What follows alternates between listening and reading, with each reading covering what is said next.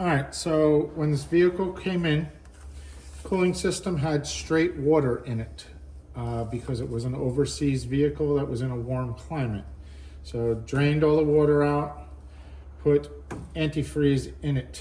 Upon inspecting the cooling system, found that there is no thermostat in the vehicle, mostly because A, the vehicle does not have a heater. It does have an AC system, but it does not have a heater. The coolant gauge was not working on the dash. We replaced the sensor. It's over here.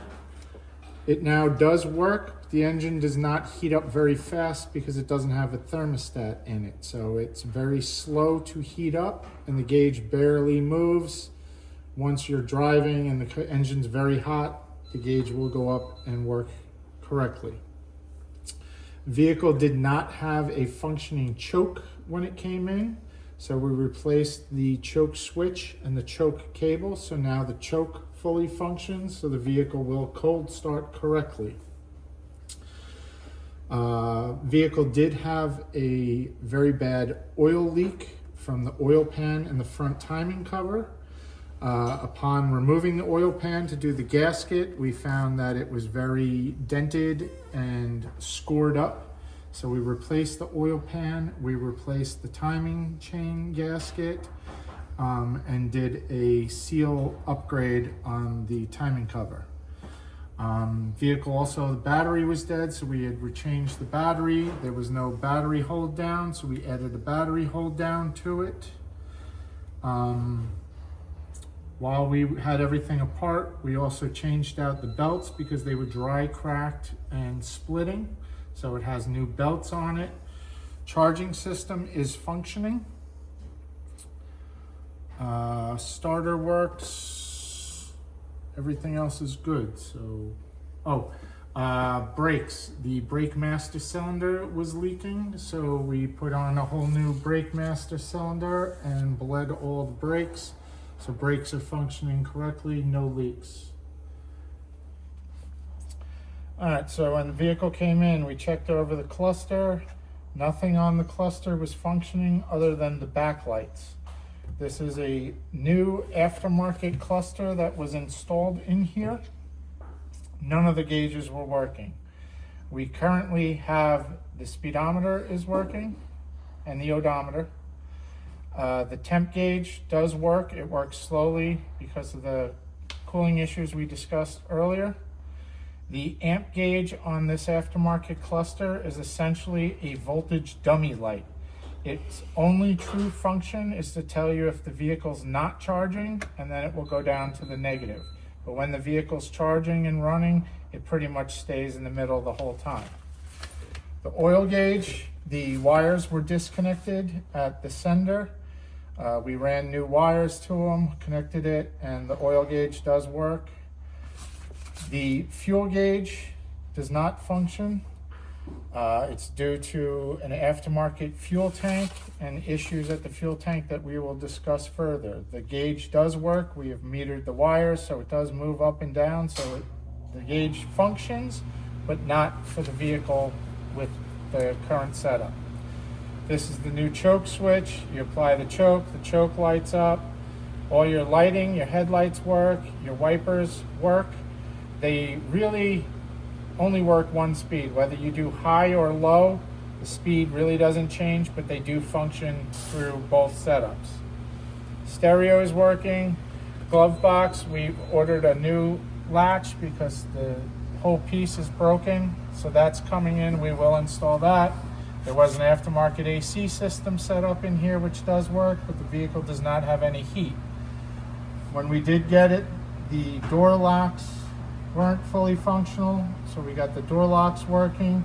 We also adjusted the alignments of the doors, so when you close the doors, they actually latch. When the vehicle came in, you go to close the doors, they wouldn't fully close because their alignment was off. So all that has been addressed. Shocks, brakes are all working now that they've been bled. As you can see, new oil pan with the Toyota stamp. We went with the factory Toyota oil pan. Suspension looks good, steering looks good. the outer CV seals. As you can see, bolt is snapped on this side, same bolt snapped on the other side and bent. They do leak a little, but it's just a grease fitting that's essentially leaking out, which isn't a major concern. CVs are all lubed on the axles. Four-wheel drive works. Rear brakes are good and adjusted. Some of the wiring that they've tapped into for the fuel tanks, that they've ran wires to the back rather than use the factory wires, are a little bit interesting. All right, so muffler, as it meets the manifold, there's no leaks. As you move down and come through, this midsection is pretty mangled. Don't know if this was done with off-roading or if somebody tried to put some sort of a custom bend on the exhaust to get it to fit correctly. We would have to essentially try and hopefully find this midsection new from somewhere and adapt it, or have to cut the pipe and do something custom. The other point of contention on the exhaust is as the sway bar in the truck lowers, the sway bar goes up, and they've kind of made like a custom dent and notch in the exhaust pipe so that this doesn't hit. You know, not knowing if this is the correct rear exhaust pipe or if originally this truck never had a sway bar on it with this exhaust setup, but this is going to be a worry over bumps that it's going to hit and ding. As you can see, it's already making some marks on there, so it's got to be either bent more,